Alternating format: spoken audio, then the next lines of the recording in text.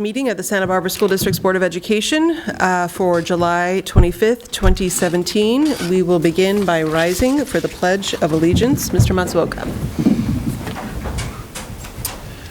I pledge allegiance to the flag of the United States of America and to the republic for which it stands, one nation, under God, indivisible, with liberty and justice for all. Buenas tardes al público. Para la reunión de esta noche hay intérprete disponible para traducción al español. Por favor, indique si desea los servicios de interpretación. Gracias. Thank you. And we do have headsets available for the hearing impaired. They're over at the side table if you need one. Next up is item C5. This is the announcement of closed session action. We do have two items to report out on. First up was item B2, conference with legal counsel on existing litigation. There was a motion made by Mr. Paredes Ulloa and seconded by Dr. Reed to approve the final settlement agreement and general release in OAH case number 2017-051085 in the amount of $51,999, and that was a 5-0 vote. And then on item B3, this is also conference with legal counsel, existing litigation. There was a motion made by Ms. Sims-Moten and seconded by Ms. Capps to approve the final settlement agreement and general release in OAH case number 2017-060625, and that was an amount of, now I have that hiding. Sorry, that's going to take me a moment to pull up.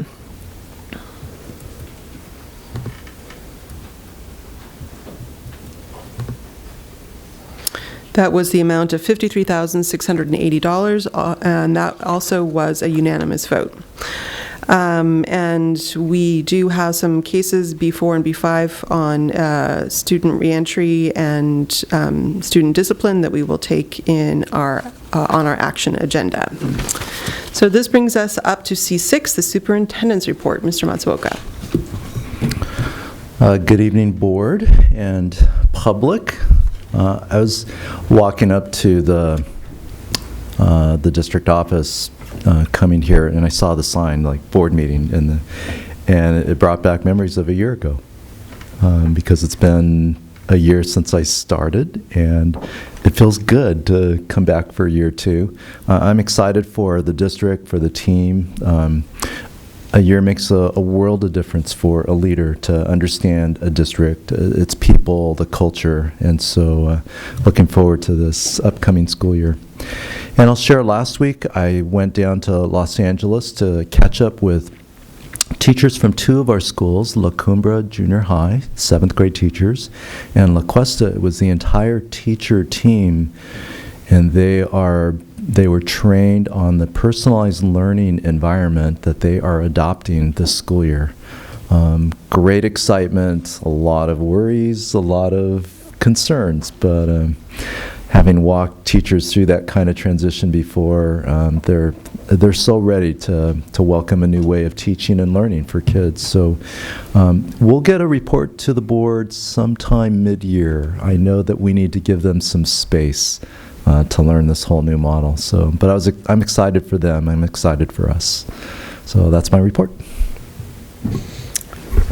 Thank you. And board members, comments or correspondence, anything to share?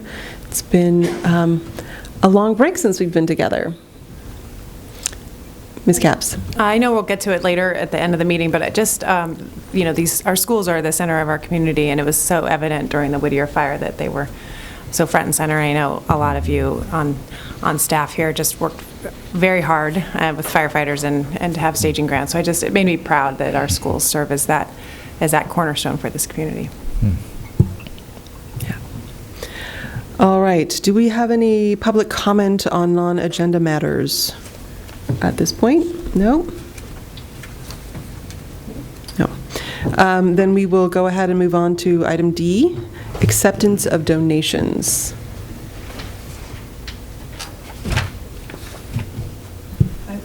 I move to accept with gratitude the donations. Second. Moved by Ms. Capps and seconded by Ms. Sims-Moton. All those in favor? Aye. And that passes unanimously. We're moving to the consent agenda. Do board members have any items that they need to pull? Yes. Yes, Ms. Sims-Moton. Items 2, 3, and 5. 2, 3, and 5. And actually, Dr. Reed?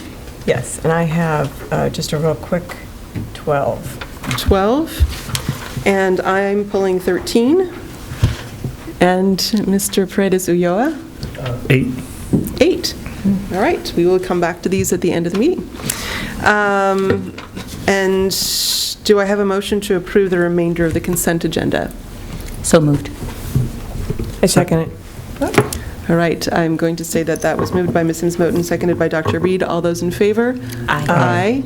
Passes unanimously. Which brings us to the action agenda. And we are starting off with a series of readmission cases, starting with item F1, board action on petition for readmission of an expelled student. And I need some action on this from board members. Okay, so I'll start with in the case, I move to accept the re-entry from expulsion with enforcement suspended for 1 school year ended on June 2017. Second. All those in favor? Aye. Aye. Passes unanimously. F2. In the case of 2016-17-09, I move to accept the re-entry from expulsion with enforcement suspended for 1 school year ended on June 2017. Second. All those in favor? Aye. Passes unanimously. In the case, F3. sorry. In the okay. case of 2016-17-12, I move to accept the re-entry from expulsion with enforcement suspended for 1 semester ended on January 2017. Second. All those in favor? Aye. Passes unanimously. And then F4. In the case of 2016-17-16, I move to accept the re-entry from expulsion with enforcement suspended for 1 school year ended on June 2017. Second. All those in favor? Aye. Passes unanimously. F5. This is board action on student discipline, case number 2016-17-50. So in the case of 2016-17-50, I move to accept the stipulated agreement for full expulsion for 1 school year, which ends January 2018. Second. All those in favor? Aye. Passes unanimously. Thank you.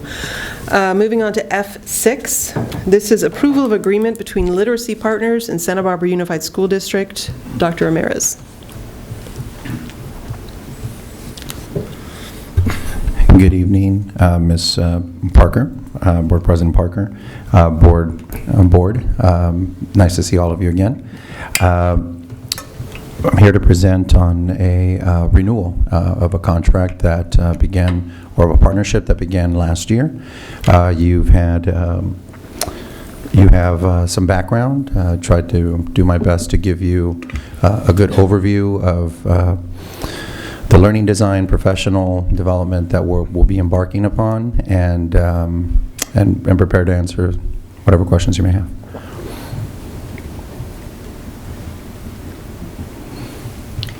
Dr. Reed? I just wanted to state that the writers' workshop that I observed during the alternative governance board meetings is sort of a sample of this work, right?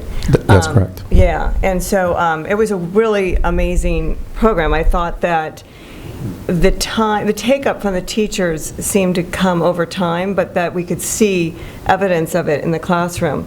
And so my question is, you had just done it with TK through 2, and now we're moving TK through 5th. And so I was wondering if the teachers who are TK through 5th had an opportunity in the other schools I was observing in Cleveland to observe Writers' Workshop who are going to be taking it on in this, in a workshop sort of process. And also, was there excitement generated around it? I mean, what was the sort of consensus of the teachers who had taken up this pilot? Well, actually, with this, it's a real rollout. We're going to scale. Every school is involved, and last year, as you noted, it was in grades. The implementation happened in grades TK 3, and this year we we are moving forward with 4 and 5. Sixth grade, we're holding back simply because they are focusing right this coming year on math, and that'll be a big point of emphasis. And we discussed that with the team and with the principals to ensure that we give them the space to be able to move forward with the math implementation, or in this case, pilot. One of the things that, as you noted, with this is an expansion. This year we're running. Last year, a year ago in August, we ran a writers workshop, a writing institute for writers workshop to onboard. We had well over 50 teachers attend. This year we're forecasting over 80, the week of the 7th through the 10th. So I'd like to say that's a significant investment of time, of teachers' time. There's a sense of enthusiasm. They find it to be a good learning design, to be able to address the wide continuum of learners that they have in their classrooms, and a good design by which they can support them without leaving any students behind or any groups of students, at the same time challenging those that are well on their way. So it's been very well received, and we're just looking to continue to implement. This is part of a 5-year rollout, and I know that sounds like a long time, but in order to really make the shifts that we know we need to make and that we're committed to making, it's going to take time. Thank you. Any other questions? And we do need action on this item. Okay, I move to approve the agreement between Literacy Partners and SB Unified. Second. All those in favor? Aye. Aye. Passes unanimously. Thank you. Thank you. And now we are up to F7. This is discussion and new course approvals. AP World History, Apple at San Marcos High School, and Math Modeling P at all high schools. Mr. Matsuoka. I will speak to the World History course because I know that was a conversation that we started with the board. It was a while ago, about 6 months ago. I'm now skimming the math course because Miss Carey's on vacation. So if you have any questions, I'll do my best to answer the math course. So the AP World History inside of the Apple Academy. Some of the concerns that were raised by the board was sometime in the past, and my own concerns about AP courses inside of academies. I've been asking the question, why do we have courses that are approved that specifically are tied to academies? And, you know, when we did, I guess my learning of the last year is a lot of our larger academies, or our academies that have been around for a while, a lot of them have courses that are tied to that academy. And so when we asked questions of the San Marcos staff, and Ms. Carey and I actually met with Mr. Behrens and Mr. Nielsen, the director, and 2 of the community board members from the Apple Foundation.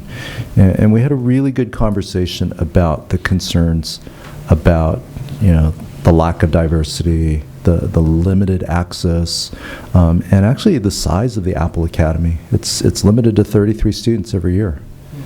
And so, we push them, saying, if you're going to broaden your impact on the entire student body, you need to start thinking differently. And it was a very rich conversation.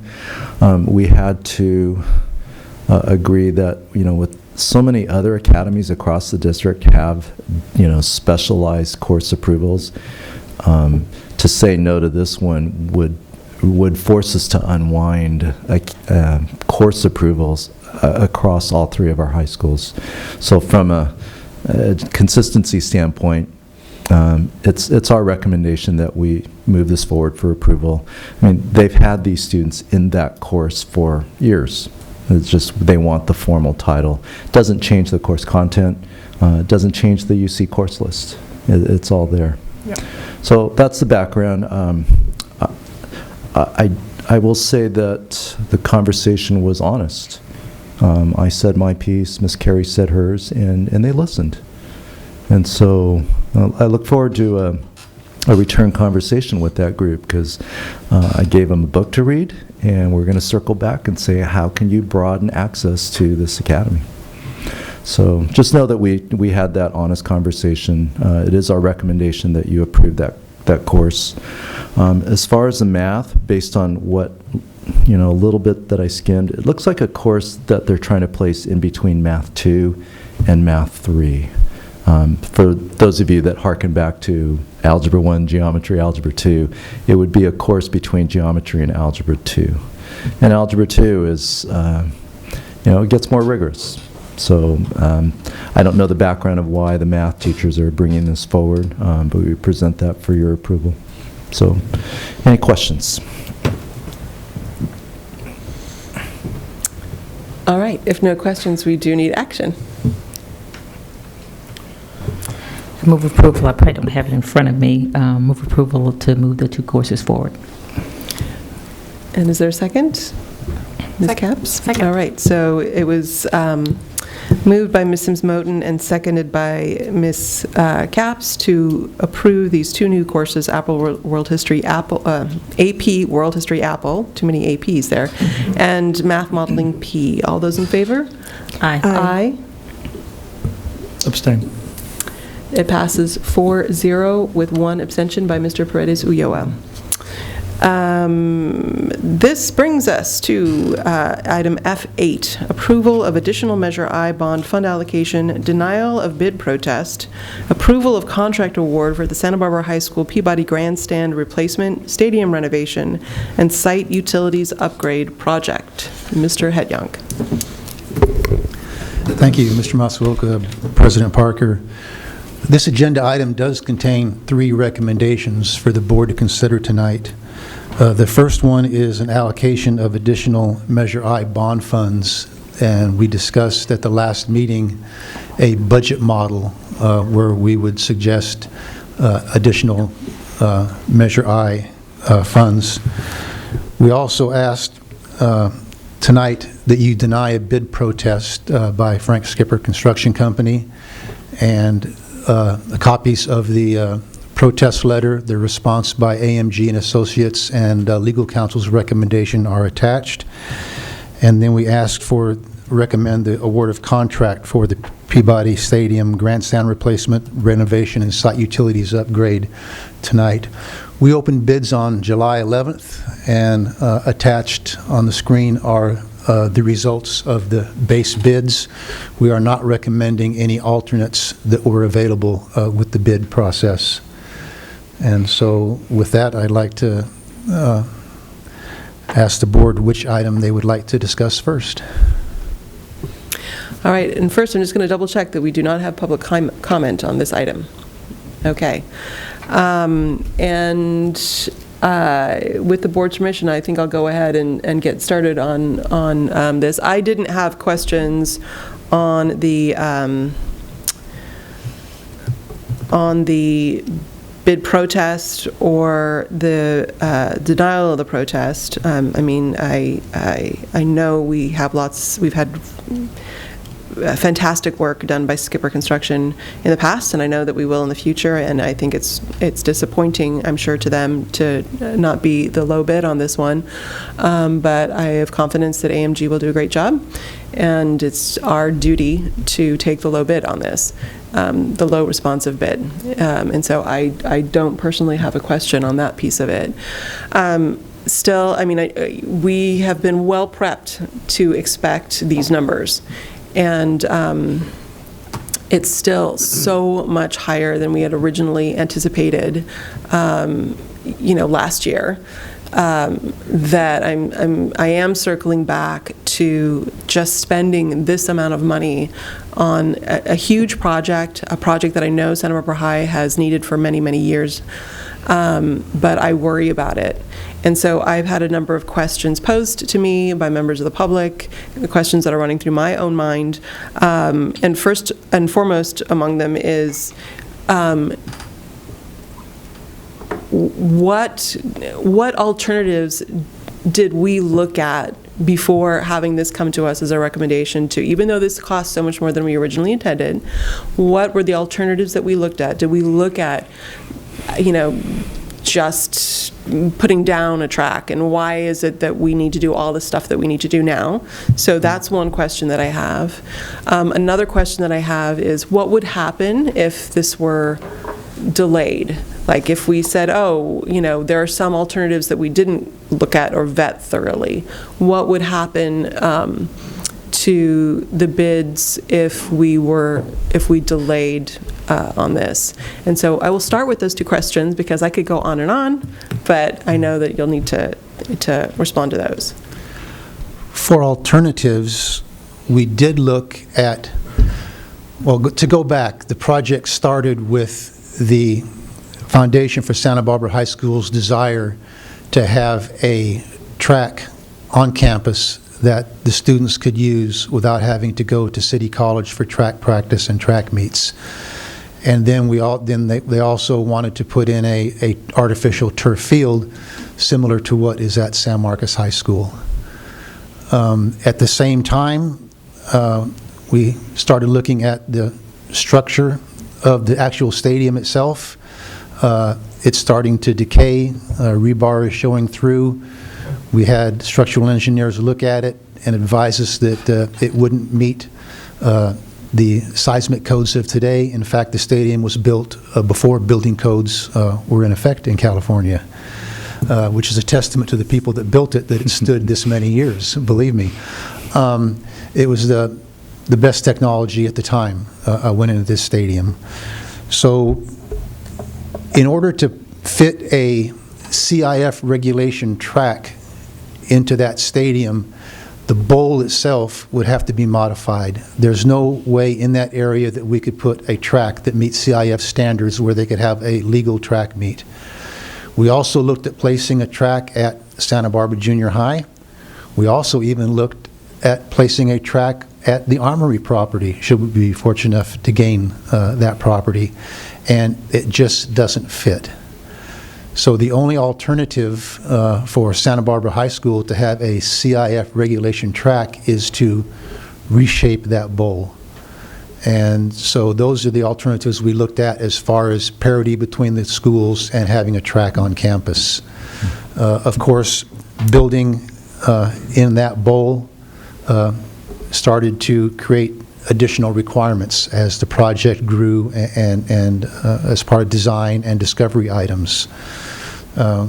We looked at the condition of the storm drains underneath the area, and they were not of a condition that we would recommend building anything on top of them because of having to take care of that in the future. We looked at alternatives to the type of stadium, and the actual concrete stadium itself was not a majority of the costs. There's other pieces of this project that are causes for the cost to increase. So an alternative would be to build a stadium without replacing the storm drain. We don't recommend that at all. I don't think that would be a wise decision to recommend to the board to put a brand new stadium on top of a failing, if I may use that term, storm drain.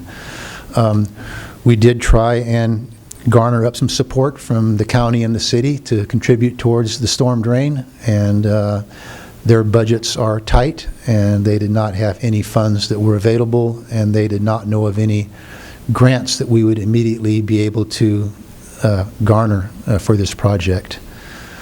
As you're well aware, the state seismic funding for this project, over $6 million. If we did not build this project, then that money would remain with the state for other seismic projects, and if we came back in the future, it may or may not be available, but we would have to get at the back of the line as far as that seismic money is concerned. We have $4,750,000 towards the construction portion of this project by the Santa Barbara High School Foundation, and if we did not proceed at this time, I think they would look at going back to their donors and saying that the project was not moving forward, and most likely refunding those that have pledged and canceling the pledges that they have that Some of the pledges were, as you may not be aware, because not all board members were here at the time, but Santa Barbara High School Foundation has raised their money, but some of the pledges are in 3-year pledges, 1/3 the first year, 1/3 the second year, and 1/3 the third year. So we would be floating that cost for a short period of time, the third year, because the project should be completed by the time the third-year pledges are coming in. And I'm sure a lot of the donors did that for tax purposes. So those are kind of some of the alternatives we looked at. If we delayed the project, we have a certain time period, like I say, for accessing the state matching funds. It's not the 1 year from the time they approve the funds until you have a notice to proceed. It's like a 3-month process for the seismic funds. It's not the same rules as as a regular contract. So if we were to delay this, we would most likely lose that funding. In addition, with the inflation of construction costs today and the finite number of contractors and subcontractors in the area, I would venture to say off the top of my head that this project could easily grow, if you were to do this same project next year, by another $3 million. That would not be an unreasonable assessment, knowing that right now our construction costs are going up about 10% a year. And another question. Another question. Given that the DSA has now looked at it and says it needs seismic retrofitting, what would happen if we weren't to do this just on the stadium itself? What would the district's liability be if we left the stadium as it is? Well, we do know that the stadium does not meet current Field Act requirements. So the first thing I would ask that the school district, or recommend that the school district do, is to no longer allow activities to take place underneath the stadium. If there was an earthquake and a piece of concrete from under that stadium broke loose or came down, it could definitely fall and injure someone. As far as other use of the rest of the stadium, I'd need to have a structural engineer probably give us a recommendation on what was likely and not likely as far as risk, and then ask our insurance company to venture, just to make sure that we're not exposing the district to any undue liability. Thank you. And I'm sure other board members will have questions. I'll just finish off my piece here with saying, I mean, this is not the first time where we've essentially, opened the wall and discovered the disaster within and been surprised by how much a project's going to end up costing. I mean, this takes it to a whole new level. And it's frustrating to be in this position where, we all, the previous board, but the community in general had ideas about what needed to be done and what it would cost, that ended up just being, 100% wrong. And it's hard. I'm leaning towards reluctantly supporting this because I do feel like it would be devastating to Santa Barbara High School to essentially, it's already for so many decades not had access to the same kind of track and field program that the other high schools have had, but to start to lose access to its stadium, to its grandstand, essentially, that is, I don't know how to fix that without moving forward with this particular project right now. Otherwise, we would lose so much outside funding for this. One other piece of it was the idea of using the Armory fund, part of the Armory funds, to support the cost overruns on this. I don't support that. I know I personally believe that, we really called out the Armory as something, as a big community project. We're in, that's still in process. I think it's important that we stick to what we said we would spend on it, and that funds, cost overruns will need to come from, in my opinion, they need to come from other areas of the bond. And so I really want to specifically say it's not part of any motion that we would make where the funds come from, but I want to explicitly state that would be, I would not expect that to come from the Armory sort of category of the of Measure I. And with that, I will give this to Dr. Reed. Yes, thank you very much again for giving all the background. And I do want to acknowledge all of the information that we've been given over the course of the past few months, and certainly in going back and reviewing the videos of the discussions. It's apparent that a lot of work has been done to uncover and to challenge the different issues that have come forward. And I understand the mission 6 years ago, which was really to fund something that would have the greatest impact on the greatest number of students. And I think that's what we're about. That's what our goal is. And I appreciate the donors that have put forward, the 800 or so donors that have given their money and funds towards this, and their passion and their drive. Mr. Tebby, who clearly has headed this force for 6 years, and passion to get it forward.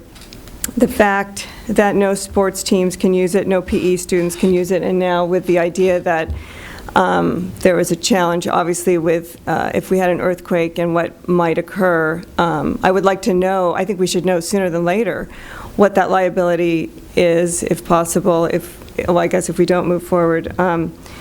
I understand inflation is a factor. I understand we have 11 million total to go towards this. What I do have a serious concern with is two things. One is the Armory, the use of the Armory to utilize those funds that were for what the purpose behind it was. The 20 million that was to go towards the Armory and to repair the Armory and to get it into a positionality that we could utilize it. I would not want to go back on what the public voted for and wanted. I feel very strongly that I would not agree with that as well. I also feel I really have reservations about the drop from 10% contingency to 5% to now less than 5% contingency. I mean, I know in my own remodels, nothing has ever gone on and arrived at the price that they started with. Even though I was guaranteed, and the contingency was this, it never came in, ever. And I know also 70% of the infrastructure is down below, and we don't know what we're going to uncover when we start digging. We just don't know. And so I really am concerned with the fact that we're utilizing such a small contingency. Like, so where are we going to get the money if we don't use the Armory? If we are going to go into Measure I, and I guess I have many questions too, if we're going to sort of discuss this further, where would we get the money to meet the contingency if we're just basically grabbing money from Measure I that we don't really know that we have? We still have to figure out what money we could get in addition to the $5 million. So I know I'm kind of rambling, but the point is that I have concerns about, if we do move forward, where that money is coming from, and that I do not agree. I'm not comfortable with the contingency rate, and I would like to know how much funding is potentially possible or available from Measure I that we could utilize. So I guess I'll stop with that. There may be others that wish to comment on Measure I, but Measure I bond funds, other funds would have to come from savings on other projects by reducing the budgets, not utilizing all of the contingencies, and also a reprioritization of the projects, and knowing that some projects may not be completed or completed to the extent that they were originally intended. We would have to come back to the board, look at things, and come back to the board with recommendations on reductions for the rest of the planned budgets. Okay, Ms. Sims-Moton. Yes, well, I don't want to have to reiterate or restate what was said, because I do agree with those. But concerns me is the fact that other projects would be sacrificed for this one project. That's very concerning with regards to that. And then the other piece, I don't have to talk about the Armory, but just in terms of paying, borrowing from Peter to pay Paul, that sort of thing, just setting that precedence to do that. And I certainly think that that is an issue with our public perception of us being good stewards of these dollars and what they entrusted us to do. But I want to first appreciate the efforts that you're putting forth to do this, and I know that it's challenging, so I appreciate that. But one of my questions was, is there something partially can be done with the stadium in terms of the seismic refitting and all of those things? Is there something partial that we can do with that? Does everything have to be done? As far as the stadium goes, in order to access seismic funds from the state of California for their state bond program, you're required to do a study and submit that study to both the Division of State Architect for their ruling, and then also the State of California Department of Education. The Division of the State Architect looked at the cost of retrofitting the stadium to meet safety standards currently versus the cost of replacing the stadium. And as part of that study, they basically said that the cost of retrofitting that stadium is in excess of 50% of the cost of a new stadium, so they would not give any matching funds to retrofitting the stadium, only to replacing the stadium. And then the results of that study were sent to the California Department of Education, and they concurred with the findings of the Division of the State Architect. Okay, thank you. And if I may, you mentioned Mr. Tebby. I know that Mr. Tebby and Mr. Becchio were both out of town, and they were unable to be here tonight, in case you're wondering why they're not here for this item. Okay, thank you. Ms. Capps? Yeah, thank you. I have 2 points. The first is just to reiterate what my colleagues have said here about the Armory. I do think that we were very out in front on the bond, that this money would be spent, and that's what voters voted for, and we need to honor that, and we need to explain the diversion of that.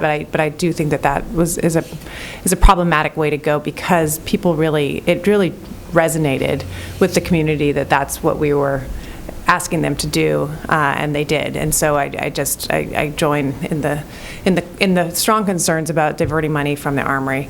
But secondly, I also just think too, as a board and as the leadership of this district, we need to do an even better job of explaining. I think you've done a good job, and so but outside of this room and outside of anyone who might be watching, how this happened, how we went from more than doubled an estimate, so that we maintain good faith with the public, because this tends to be what people cynically think happens, right? That we go into these projects and then they somehow mysteriously kind of double. So I would just request that we do a really diligent job and not sort of leave it at this going forward, but think of other creative ways in which we can explain line by line why a project went from being estimated at 12 and explain the storm drains. And the community, I think, this is because this is such a historic and focal point of our community and our history, there's going to be a lot of attention to it. So we don't want that tainted in such a negative way going forward because of the price tag. And I think we can do a good job to mitigate some of that by just communicating very forcefully exactly what we're paying for and why and how things cost and that sort of thing. So those are my two points. Thanks. I agree. Mr. Paredes-Ulloa, any thoughts? Okay. Would it be possible soon, I mean, we haven't updated at the end of this meeting about the facilities bond program, but I don't think it's in any place where if we're talking about definitely not taking money that's earmarked for the Armory, we haven't looked at the budget priority list for the bonds in a while. And this would make some changes to the way Measure I would be spent, or what we would have to hold aside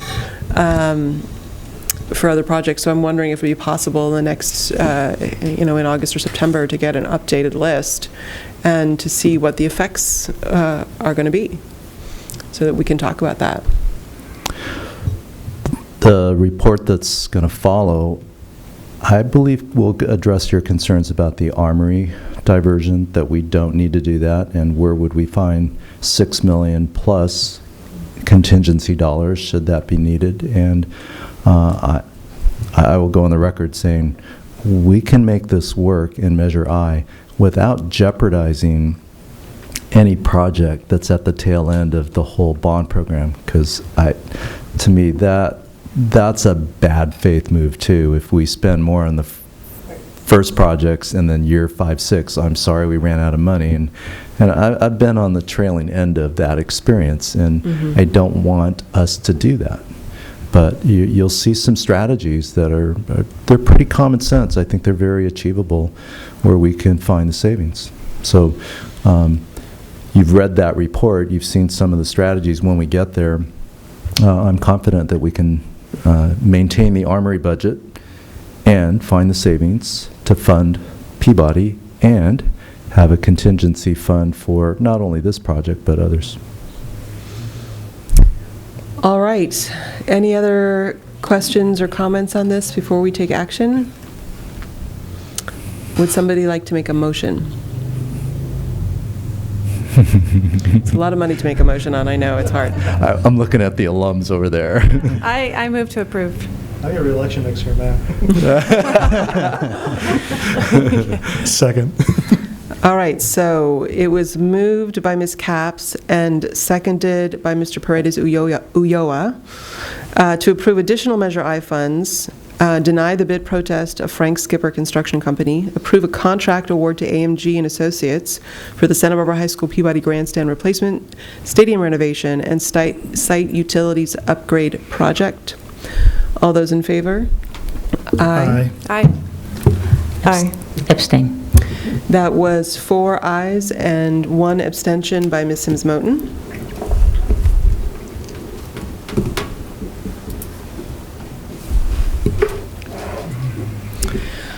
And so that measure will pass. At this point, we have come to the time in our agenda where we take a 5-minute break. So with the permission of my board members, we will do that now. We'll be back at the dais in 5 minutes. On to our report discussion agenda. And first up is G1.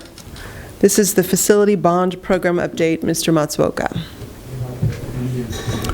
So as Brian cues up the slides.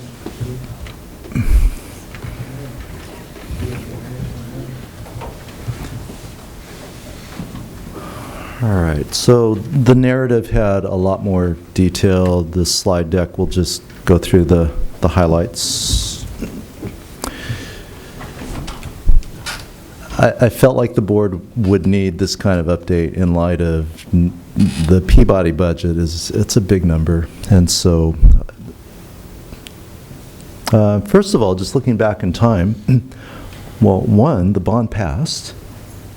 I mean, we sort of forget about that. That was a huge piece of support from our community. The bond rating process was a positive experience. We got an upgrade from one rating company, and we stayed stable at the other, so that was good. And I think we got a good price for our taxpayers on the sale of bonds. So we sold $70 million worth of bonds. They're sitting in the county treasury, ready for us to access. And then we have a short report just to give you a glimpse of the summer projects.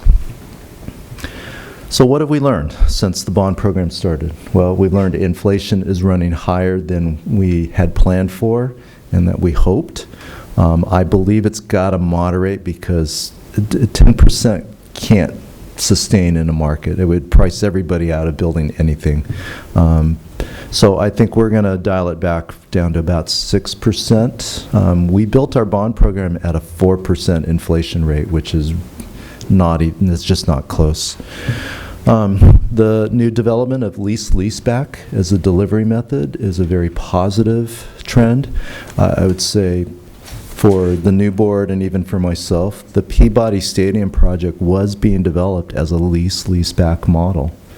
And so the surprise would have been eliminated. Now, the reality of the cost would have come when we finally negotiated with the builder about the final price, but we would have been developing that over like 12 to 15 months, not you hope you get a good price at the bid opening.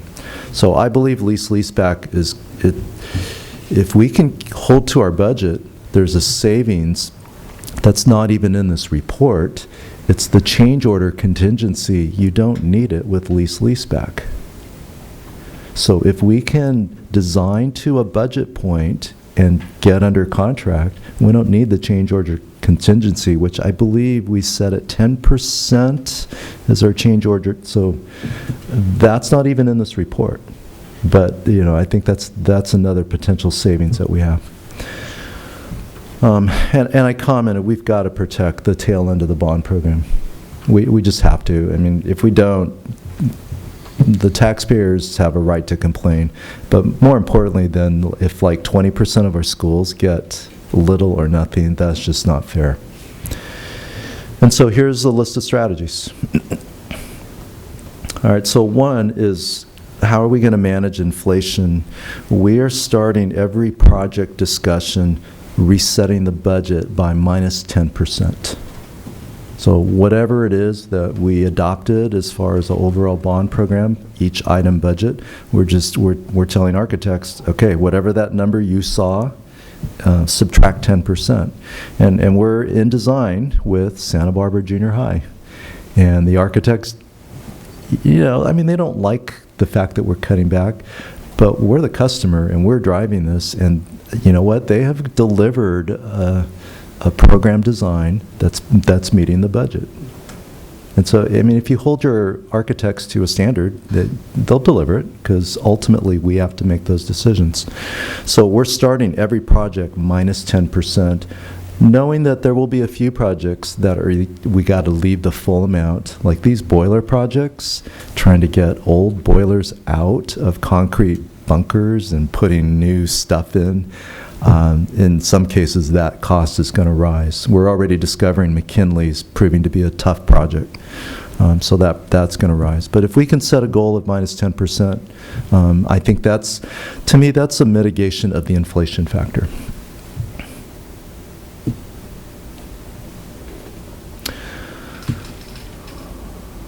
You know, the other thing about lease-leaseback that I've really appreciated about that model is it gets the builder in on the project from day one. And builders look at design from a very practical standpoint. Can I build that for that price? Can I find the right materials? Can I actually build this for you and meet the budget? And so it's kind of, you know, architects are dreamers, so to speak, and then builders are like, they actually deliver the construction. And it's really good to get the builder in there on day one. All right, so here's a spot where I believe we can save significant dollars. So the soft costs, which I listed in the narrative, it's architects, it's CMs, it's lots of fees. We built the bond program at a 28% rate of soft costs. It's actually pretty generous. And you saw my number. If we save 1% on the whole bond program, that's $1.93 million. It's a lot of savings. If you isolate it to measure I, which is $135 million, you know, every 1% lowering the soft costs is $1.35 million. So if we can get our soft costs from 28 down to 20, let's say 23%, I think it's very realistic to save 5% on soft costs. So on the overall bond program, that's a $10 million savings. So that's why I'm confident that we can keep the Armory budget whole and then find the savings just within management of the program. All right, so after I started writing this, I realized I need to explain something that I've learned from Silicon Valley and that whole world of being in a space of entrepreneurs and fast prototyping. So what entrepreneurs do is they test ideas in a very small scale, then you pitch it to a venture capitalist, and if you're lucky, you build Google or something. Now, 96% of them never see the light of day. But what I've learned from that field is, how do you learn from what I call small little bets? How do we, take an idea and test it on a very small scale, and if it works, then we scale it up.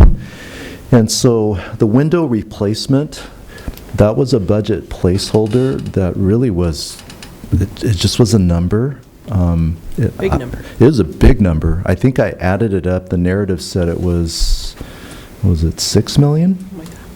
That's a lot of money for window replacement.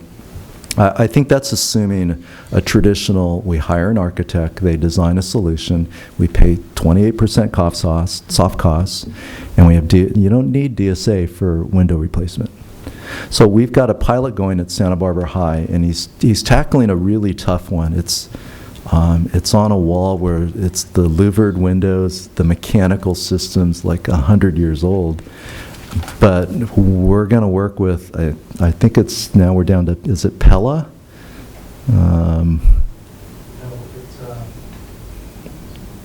Anderson. So it's one of the, pretty high-end, and we're also we're really going towards fiberglass or metal, because if you put wood windows up there, then you have to paint them. And we can see the damage that's happened over, decades. And we're going to try and replace one set and see if we can do that, really designing it ourselves. So then there's no architect, there's virtually no soft costs. So if we could do that across the entire window program over 6 years, whatever that budget is, I think we could cut that by at least a third, maybe more. The other one, you'll see some images, the Dos Pueblos High School campus. If you've ever been in one of those classrooms on a hot day, they're pretty oppressive. I was out there my first month on the job, and Sean Carey took me into the classroom she taught in July. I have heard that during the heat wave a year and a half ago, it was starting to approach 90 degrees in some of those classrooms. And so all of those panels that you see on all the outside walls, they are 3/8 of an inch thin. That's why those rooms get so hot and so cold. And so we're piloting a classroom replacement system. We're calling it the storefront solution. And you'll see images of one classroom. We took out all of those paper thin walls, and we're actually building in fixed walls with windows. Those classrooms have virtually no windows to the outside. And so Dave and I have talked about, we think we can do that for probably 50 to 60% of the budget allocation if we do it smart. So there's another possible savings. So I will say more than a goal. We will commit to the board and to the community. We will find the money from somewhere else in Measure I. It's absolutely doable.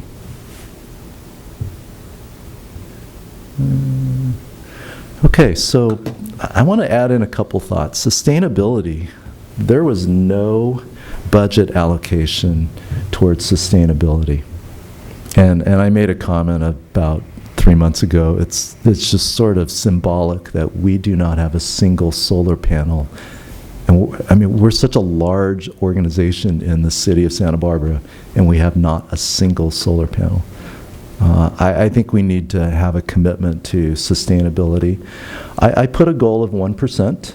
If we could commit 1% of our bond program, that's almost $2 million. I'm not sure how far that would go, but we're going to have to bring a budget model to you before we commit to that. But we're going to work on that over the next probably couple months. And we'll bring a model back and see if we can squeeze 1%. Or maybe we do it as we accumulate savings. So if we save this much, then we can commit to this project. We have asked the architects for the Santa Barbara Junior High facility to design in solar panels, because it is the only new construction in the entire bond program that's of size. And so while we're building a roof, we might as well design it for solar panels. The cost of solar has dropped a lot. I would say 6 to 8 years ago, it was questionable whether you should invest. Cost of panels has dropped so much that, for myself, return on investment is now at about 10 years. So it used to be like 20 to 25. That's kind of borderline. I think 10-year return, it's worth it. So I saw a lot of head nods. And, you know, we should do something in this space. And it's not just solar, it's lighting. LED lighting is a fraction of the cost. Mr. Vizzolini and I have talked about this room. So we're actually going to replace those fluorescents with an LED light bulb system. It's actually in the staff lounge, and what's great about it is they're dimmable. Like fluorescents, it's on or off. So, comments on that? Board questions, comments, sustainability. We'll just pause. Ms. Capps? Yes, thanks. I'm really glad that you are thinking this way. I believe that our school district should be a model of sustainability. We live in Santa Barbara. Our DNA is environmental commitment. If you had to name sort of one value of this community, environmentalism would rise to the top no matter what. And here we have a school district that's a lot of people feel a lot of pride about. And I think that if we had a really strong and sustainable track record and buildings that reflected that, I think it just would reflect who we are as a school district. Not to mention the budget savings. I'm aware of an estimate that was just done for Goleta Union School District, and with a $2 million roughly worth of investment, the estimate would be that you'd save $4 to $6 million. So as you said, the cost of solar is plummeting right now, and we should take advantage of that.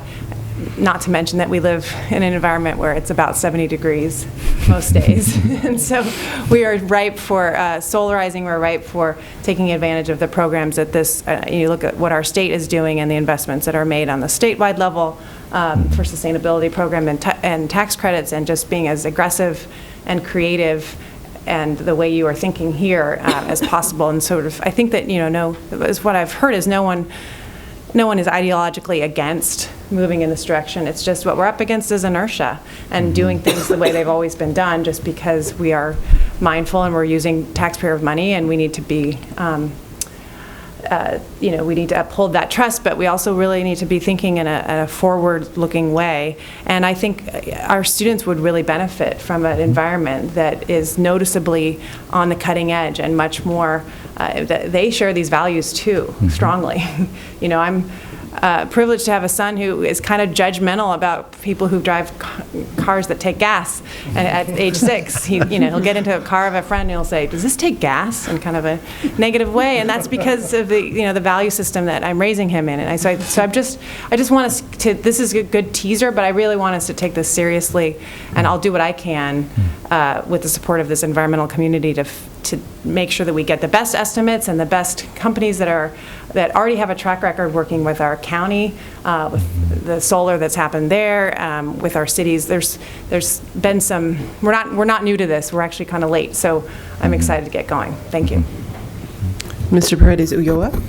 The nerd in me is really excited about where solar panels are going. I was just reading an article about a single solar panel can now they're testing out prototypes, basically where one solar panel can do the job of what 20 used to. And then there's been some solar panels that work even during a torrential downpour. So, you say return on investment in 10 years, in the next 5 to 10 years, you're going to see it a lot sooner, a lot quicker. So again, going back to the environmental value of the community, yes, absolutely. But again, as a tech nerd myself, I'm like, yay, because this is gonna generate money for us. This is gonna help our schools, and what better way to teach our students technology than by introducing cutting-edge technology, even if it's just solar panels, to our schools, so they have that as an example. So, bravo. Great. And I'll just chime in that in the past, there's always been the wish and the will, but money was the biggest issue, where the costs of being sustainable were so much more than just going with straightforward building methods or, putting in HVAC that was more traditional.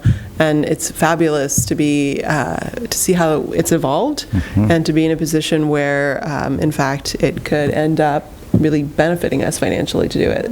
So that's great, and I hope that it ends up being more than 1%, but it's a great place to start. Thank you. Get to the property. Our original thought was to take the architectural money that we set aside, I believe it was $110,000 roughly, and to do a grand vision of an environmental literacy, sustainability learning center, an agricultural farm. And here's a bit of a pivot on this. I think we should do a grand conceptual design, but I would like to come back to the board at the right time and ask for an allocation of funds to start the concept of an organic agricultural setting where we teach sustainability out there, but not put a huge building out there, not a huge infrastructure. Because I think we need to learn how to use it to teach kids first, and then demonstrate to our community, especially to our potential donors, this is the vision of what we can do with an outdoor ed learning center, and then create a vision for a multi-purpose kind of conference center place. And the setting, the potential is tremendous, but I think people deserve to see a prototype that works on the ground with real kids, with instruction. And then we can present a bigger vision. And so that's going to take another investment of money to get some of the infrastructures. We've got to figure out water and sewer and electrical. I mean, there's no infrastructure there. And what's the minimal building infrastructure we would need so that kids, just would have a place to be indoors if they needed to. Nancy Weiss really dreams of turning this into a teaching farm. And she's already got ideas on how to partner with a lot of our organic farming community. So the potential's there. Nancy's energy around this would be tremendous. And the Audacious Foundation, I think, would be very interested as well.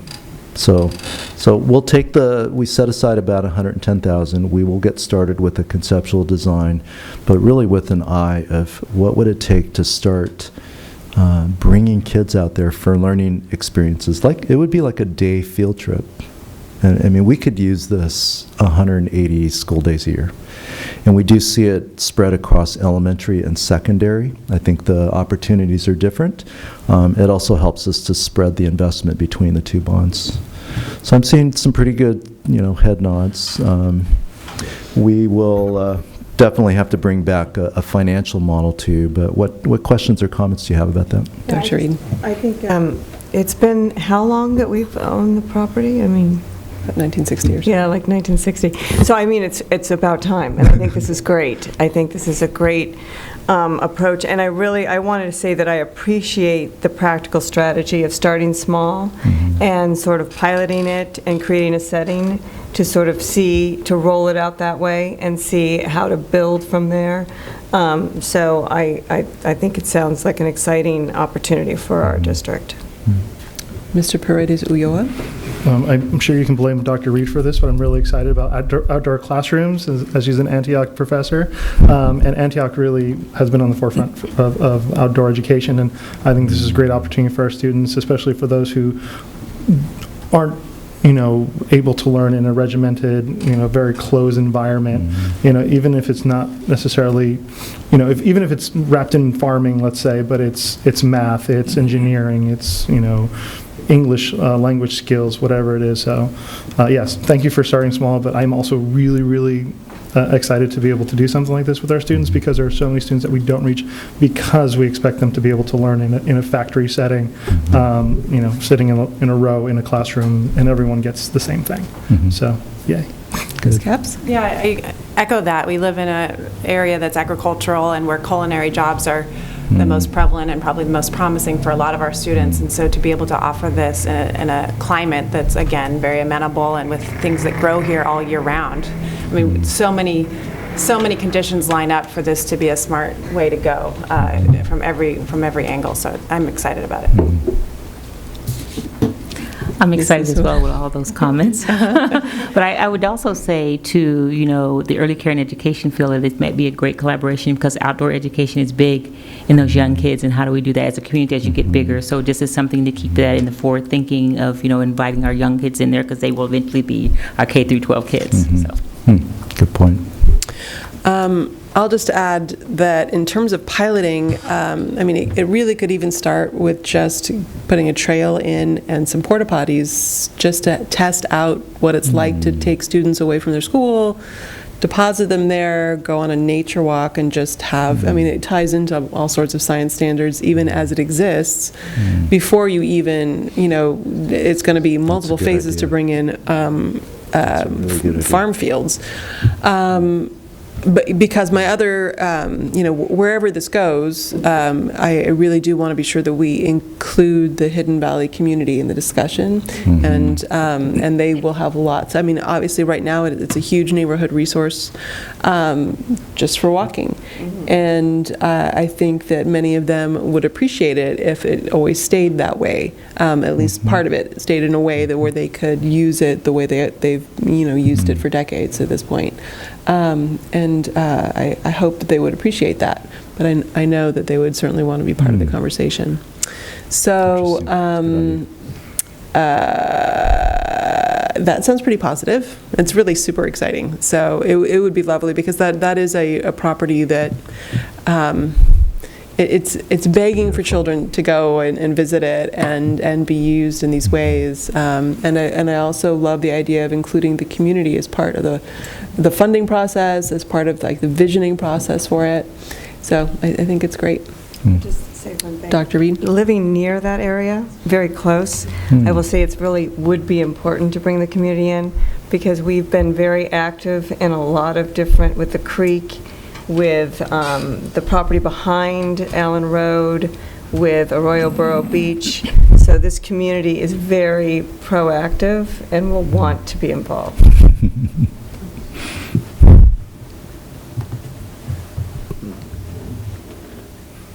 Brian, can you advance for me? Okay, classroom furniture. We set aside a very healthy amount for classroom furniture, sort of a major refresh.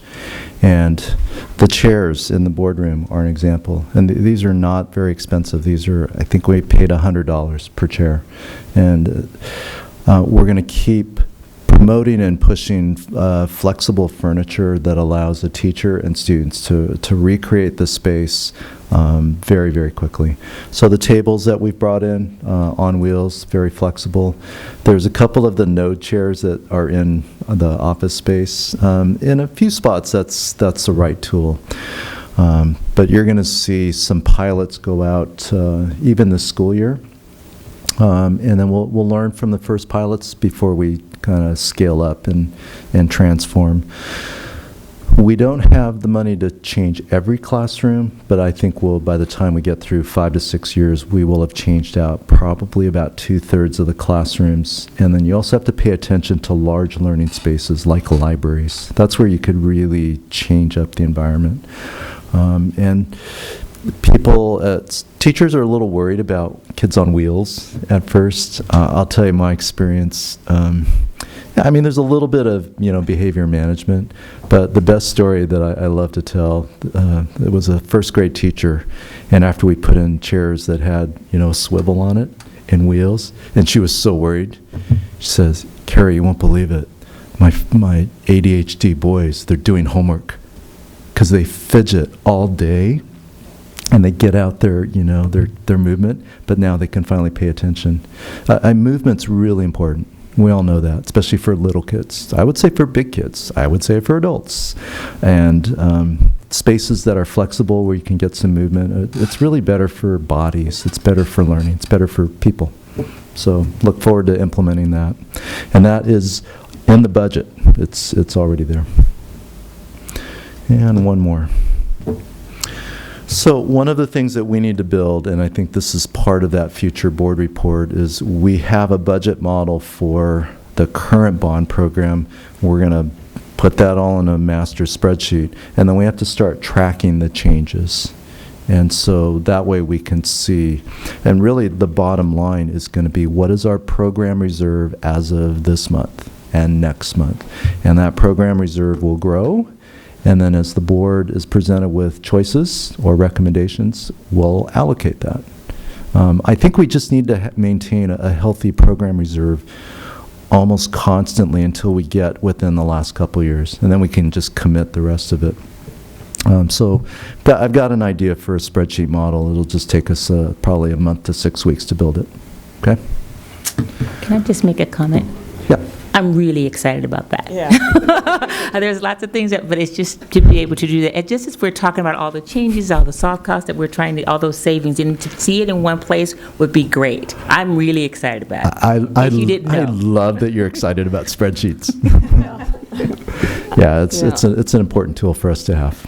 And though I'm excited, maybe not quite as excited as she is, the idea of seeing something laid out that's transparent about this project and where it is, just to be able to see where it is instead of just, we can't remember always, and then to have references to the past, but now it'll just be laid out, and we can see the numbers change and see where we're going or where we're challenged. So I think that's really, really important.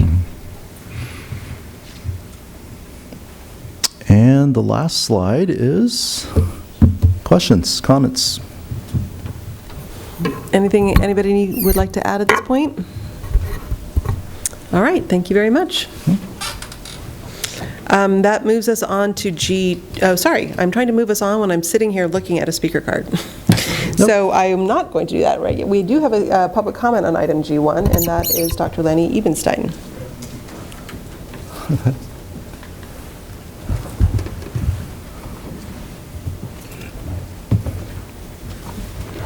President Parker, members of the board, Dr. Matsuoko, thank you for your service to our community.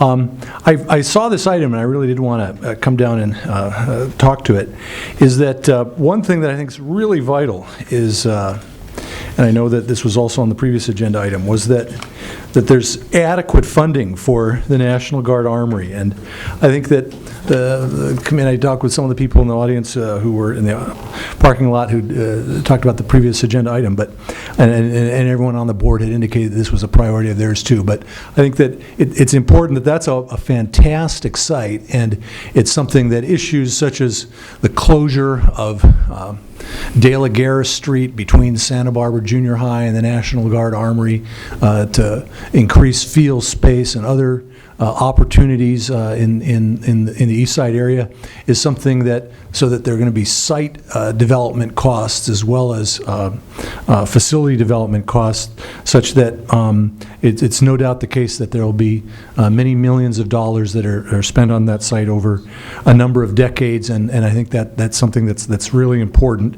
And so I'm glad to see that the statement is made that the additional funds will be found to retain that original $20 million budget.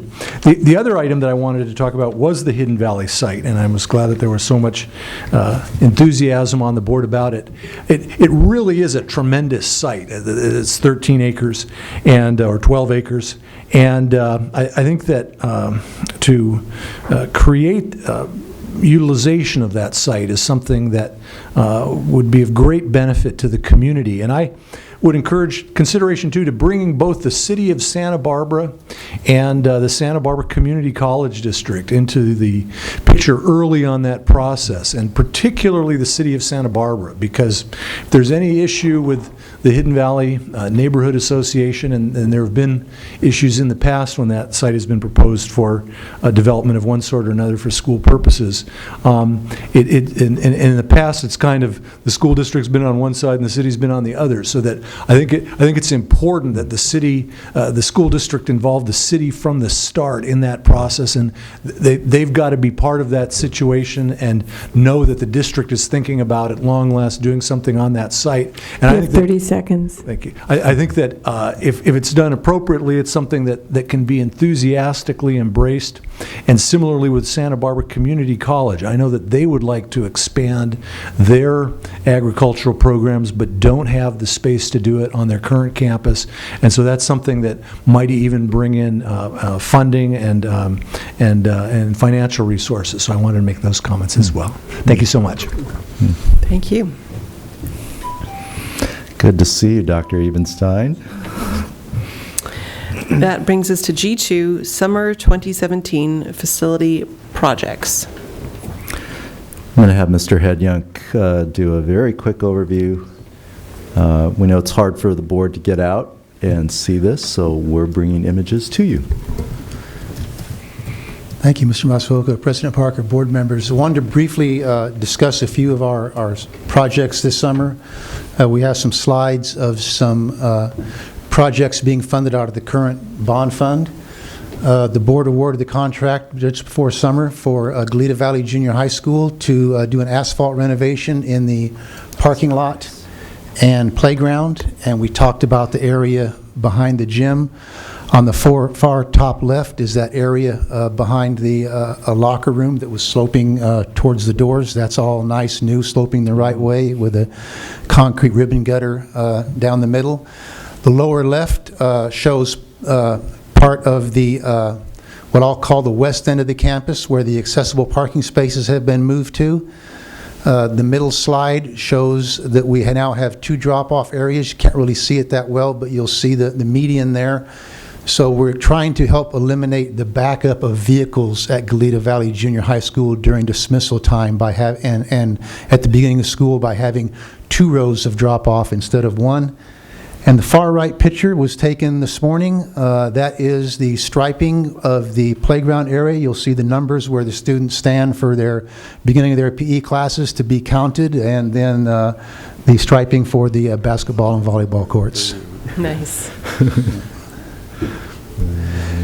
At Dos Pueblos High School, the wall replacement pilot project, the far right and the upper left show the walls being removed from classroom H5. If you look at this picture, you can see what typically a wall at Dos Pueblos would look like. The pictures at the bottom left and the middle. The bottom left is the interior of the building. Crews were on site this morning smoothing out the insulation, getting ready to install the drywall on the inside. These new walls are metal stud, 2x6, 6 inches thick, full of insulation. And this is a picture of the outside of the classroom where the windows are not yet installed, nor is a stucco yet on the wall. And so that'll be a drastic change for that one classroom. There's 4 panels of walls. We were able to do 3 panels with the pilot budget we have. However, the one panel where the entry door is to the classroom will not be changed until later. In addition, there'll be 2 ceiling fans in this classroom to help move the air around. So we're real excited about this project, and we can't wait for a teacher to get in there and tell us how different it is and give us some feedback. Just to add some comments, I actually was there the day of the demo, and it's the actual structure of the buildings could work really well because those openings were about 99 inches wide, which was great to get an 8-foot window and 2 metal studs in. 99 at a minimum was just perfect. The other thing that Mr. Hedyoung has told me, some of those metal posts are so hot that if you put your hand on the inside, it can almost burn you because when it's just the sun's hitting it. So these posts are now buried inside of the wall, and so they're going to be partially insulated. So here's a little pilot. Let's see how it goes. At Cleveland Elementary School, this is a picture of the top of the bottom walkway. The railings are not in yet, but this is what our students will see. Well, excuse me, a fence. You'll have a chain link fence on the side of this. And this is what the students will see when they come back to school. The upper pathway is being formed right now. The concrete's not poured yet, but the contractor is installing forms. There's a section of this wall on the left-hand side that was tilting. There's now a massive concrete footing under there to hold that wall straight. And the contractor all of our projects this summer are on or ahead of schedule. And all of our projects have had minimal change orders, so we will have some savings on those contingency budgets. Well, But this is a vast improvement for any of you who've ever seen or walked on that lower walkway at Cleveland. This is just going to be a great for those students when they start coming back to school in the fall. And we obviously had a lot of outcry last fall from the Cleveland community, so this is terrific that this is in the works. or And winter. because it's a lot of handwork, it's cost feasible to do it in concrete rather than asphalt, because you can't really run a paving machine down this pathway, and that's when your savings comes when you're doing asphalt, is when you're able to use a paving machine. But when you're doing handwork, it's a lot more labor intensive, and that's when this becomes cost feasible. Didn't have any pictures of Washington Elementary School. Basically, you're not going to see what we've done there other than some new concrete patches in the walkways. Everything is either underground or on the roof with the utility replacement. We did have some discovery items. There were some change orders on this project, but nothing that came close to using all of the construction contingency that we had. And Washington is ahead of schedule, and contractor's doing a great job there. The Cumbre Junior High School, again, the same contractor that's doing Goleta Valley is doing La Cumbre Junior High School. They decided that they could do Goleta Valley first, La Cumbre second, and get them both done within the allocated time. That was their prerogative as to when they start and when they stop, as long as they're done by the completion date. Goleta had a schedule for the end of the summer, and of course La Cumbre, I could have given you a picture of some tractors out there doing some demolition, but you can give those for almost any project. So I just wanted to mention that it is under the demolition phase right now, and that is a project that is going to renovate the asphalt playground, basically all the way from where the two portables are for the academy, all the way around the building to almost the area outside of the auditorium. So we'll have safe new walkways along there, and a nice new basketball court area similar to what you see at Goleta Valley Junior High School. Being that we're talking about bond fund, not part of I and J, but Measure R, we have a couple Measure R projects from our last bond fund going on this summer. At Adams Elementary School, we're doing some slope repairs and drainage improvements around the backside of the bungalows or the portables there at the lower area where the child development and pre-K buildings are located. At Franklin, we have some outdoor teaching areas that were, again, because you can't get a paving machine in there, it makes sense and is cost feasible. Those old asphalt areas behind the classrooms on the north side of the campus facing the playground will now have nice new concrete outdoor teaching areas. 2 of those classrooms are used by Franklin and 2 of them are used by Adelante Charter School.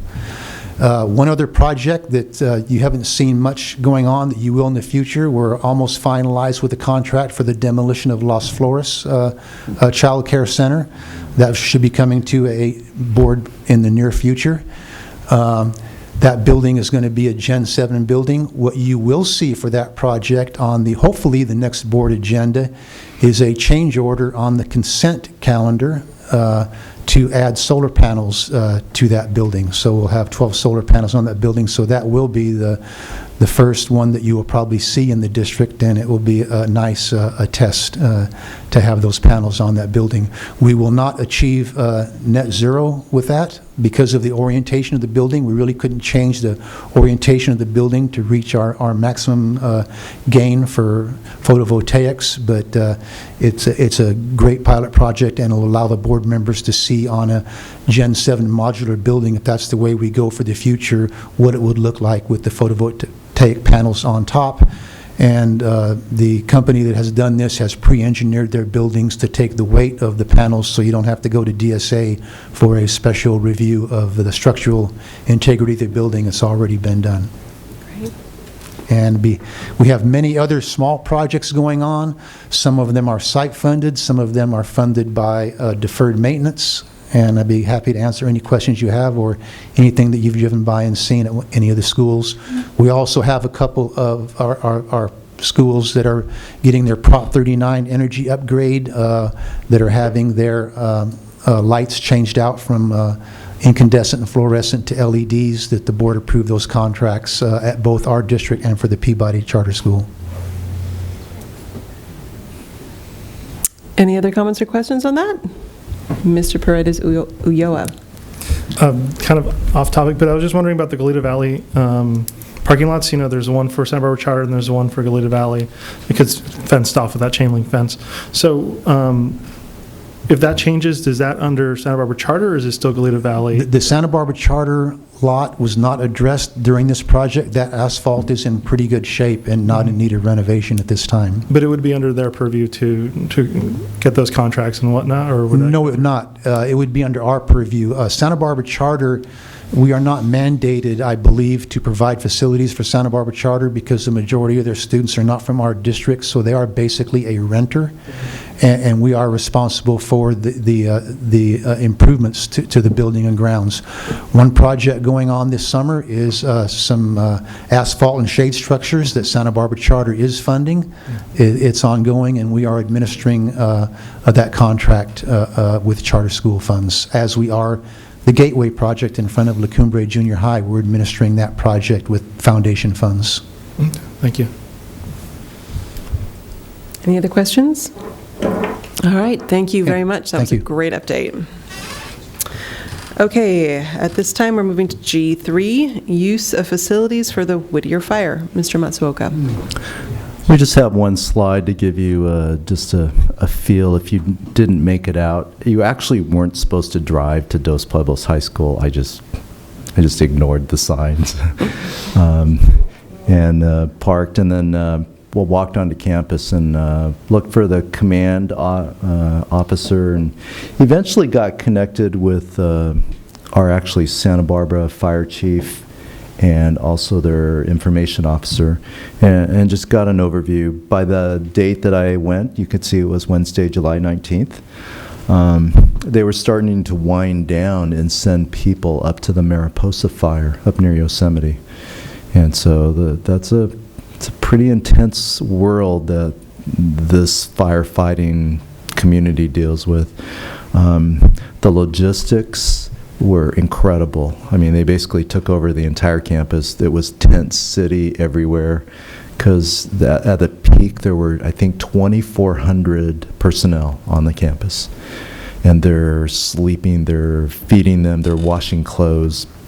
And so it's an amazing operation. They bring in their own generators, internet, the works. I mean, they can be fully independent.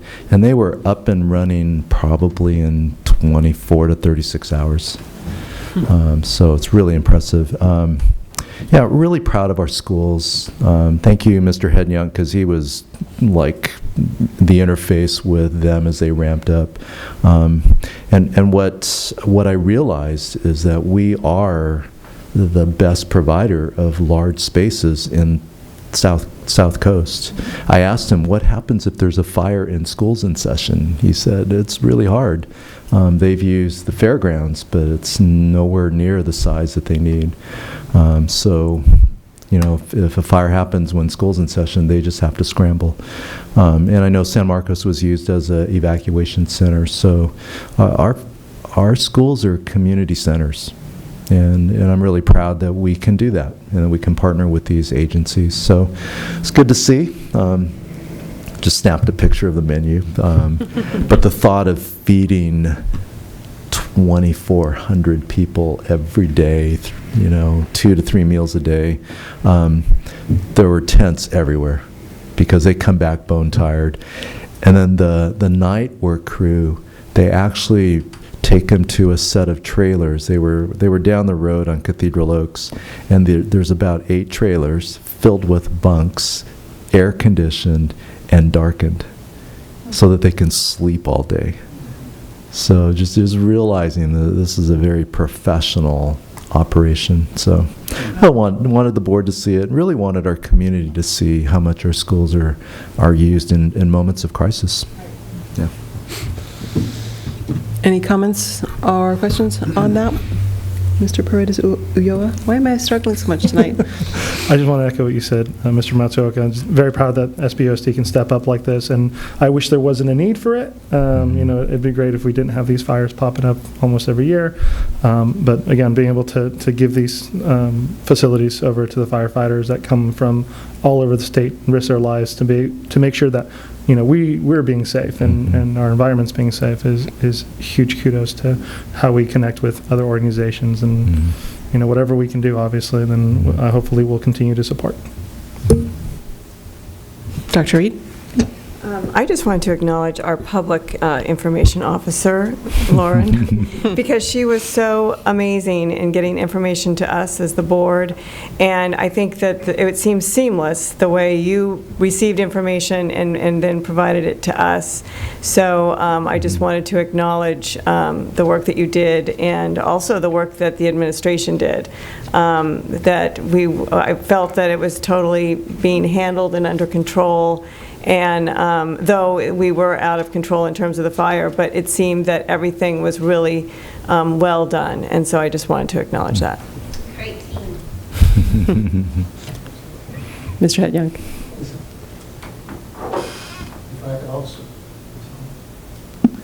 If I could also let the board know that we did have summer school at Dos Pueblos High School this summer, and the administration and staff at Dos Pueblos has been through this a few times before, and it went pretty seamlessly thanks to their hard efforts also. Mr. Paredes Ulloa. Sorry, I just remembered something.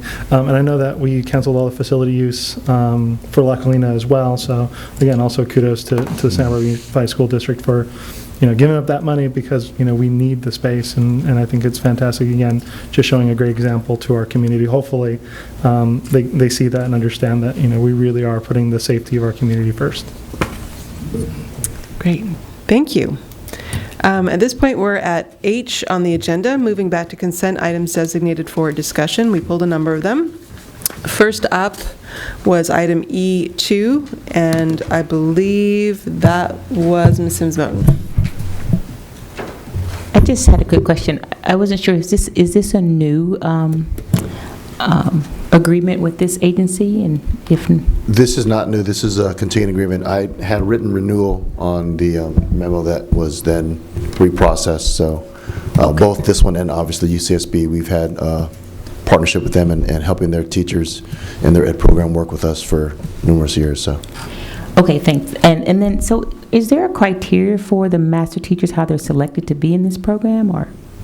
For the master teachers? The master teacher for the Pepperdine. Is there a selection criteria for that, or are they just, if they're a master teacher, they're just part of this? They are assigned just as a master teacher. There is no criteria that we use. Okay. It's assigned by the administration, correct? Yes. Yeah. So okay. If there are no further questions on that, would you like to make a motion, Ms. Sims-Moten? So moved. I make a motion to approve the approval of the agreement between Santa Barbara Unified and Pepperdine University for teacher preparation program. I had that same issue you do. I know. Speaking. Second. All those in favor? Aye. Aye, and that passes unanimously. Then to E3, approval of memorandum of understanding between the Santa Barbara Unified School District and University of California Teacher Education Program for 2017 to 2022. And that was also you Ms. Sims-Moten. Yeah, I just wanted to ask, so where it stated that they will be placed, the teachers, in a local school district, is it our district or any district in the county that they can be placed as a part of this program? This agreement is specifically to our district. Okay, and then once they get out of this program, do we get dibs on them as employees? If they come and apply, then they most likely will stay. Okay. But yeah, we work hand in hand, and usually they're very good about letting us know who the cream of that recent teacher ed program crop is, so they give us a heads up. Okay, and I noticed that it's a 5-year agreement, but do we look at it annually as to updating it? Because it's a 5-year agreement, but it looks like we do it annually. So are we renewing for 1 year to June 18th, or are we going to June 20th? This will be through the 2022? 22. Okay. Just wanted to make sure. Thank you. Great, and we need a motion? Make a motion to approve the memorandum of understanding between Santa Barbara Unified School District and the University of California Teacher Ed Program, UCSB. I second it. All those in favor? Aye. Aye. Passes unanimously. Next pulled is item E5. This is approval of the General Child Care Contract, CCTR 6260, Amendment 03, between the Santa Barbara Unified School District's After School Expanded Learning Program and the California Department of Education for the 2016-17 school year. Okay, trying to pull that note up so I could remember. In the background, what does it mean in terms of under-earning the contract?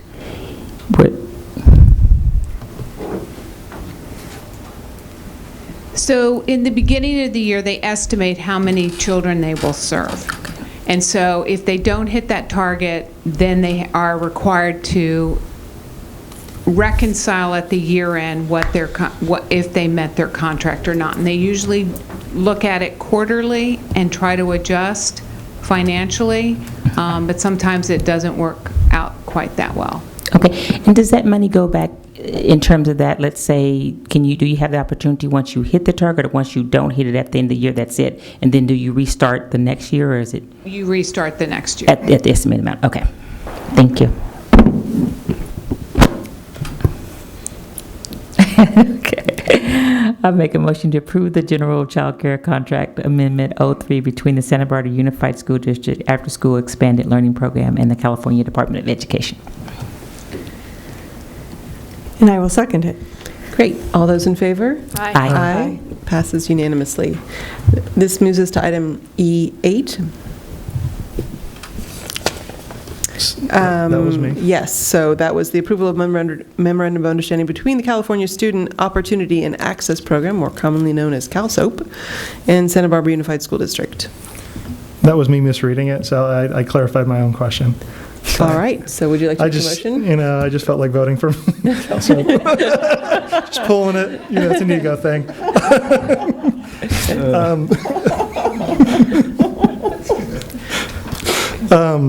I move to approve the memorandum of understanding between the California Student Opportunity Access Program and Santa Barbara Unified School District. Say that 5 times fast. Second. All those in favor? Aye. Passes unanimously. Now we're at E12, approval of human resources recommendations. Right, and Dr. that Reed. is me. And my question is actually, I just noticed that we have 4 special ed positions being hired, and I wanted to acknowledge that. And then I wanted to know, where are we in terms of the staff that we need for special ed for the school year? We are very close. Unfortunately, we continue to get either recension of accepting an offer or actual denial. But they come in. I think the latest one for special ed was last week. It was a speech language pathologist, and she gave very solid reasons. A lot of it having to do with economics in regards to being able to move here. So as they come up, we repost and try to get those solidified. We may end up going to a non-contract work if those were so close to the beginning of the school year that those positions are not only hard to fill, but also the better educators are usually taken up by now as the school year starts. So our pool, when we go out for candidates at this time, is not as strong as it should be. And we've actually had interviews where we didn't take anybody because we didn't think that they could do the work to the level we want them to do with our district and with our students. So that was the most recent. There was also a school psychologist that was, today's Tuesday, she denied an offer yesterday. Bilingual was one of our, we thought was one of our gems, but same reason she received an offer closer to home, so there's no need to move. And she said that the economics for her to move to Santa Barbara from Riverside just wasn't a balance for her to look at it as a viable position currently. So that we will go out for, we'll probably repost, but again, we'll probably start the year with somebody under contract to do that work. So we won't have, we're going to be short, is what you're saying? I think if we look at right now, we will probably be short by an SLP and probably 1 school psych, which is actually pretty good compared to previous years, but it's not where we want to be, and we're working specifically with special ed about who they will contract, if we've used contracted staff before, what that looks like. This year we actually had an opportunity to buy out a contract and bring somebody into the district, so that sometimes happens as well. Okay, I just appreciate all the work that you're doing. I know it's difficult. I just hope that we're able to get as many on board as possible so that we don't have the gaps that we had starting over again. Right. Thank you. You're welcome. Dr. Reed? I move to approve Human Resources recommendations. Second. All those in favor? Aye. Passes unanimously. And finally, we are at E13. This is the approval of purchase order report for June 20th, 2017 through July 18th, 2017. And I had pulled that on staff recommendation because there were a couple of purchase orders related to the Peabody project. So we needed to be sure that we were passing the Peabody project before we moved on with these purchase orders. And so with that, I'm going to move to approve this purchase order report for the listed dates. Second. All those in favor? Aye. Aye, and that passes unanimously. Okay, we are towards the end of our agenda. Future agenda, sorry, coming events. Both Ms. Capps and I will not be able to be here for the meeting on August 8th. Dr. Reed will be running that meeting, and so we also just need to be careful that there will be a quorum here, but it needs to be nothing on that agenda that requires a four-person vote. Hopefully that will not be an issue. Any other coming events that we should be aware about before our August 8th meeting? All right, then future agenda items, anything that people need to add to our list? Would you like to have the list sent out to you so that you could see what's still on it? Yes, please. I would appreciate that. Yes, I would appreciate that, so that we could figure out if we need to add. I have some ideas, but I want to see what's on the list. Okay, great. Okay, our next meeting is Tuesday, August 8th, a regular meeting. And with that, if there's no objection, I'm going to go ahead and adjourn this meeting.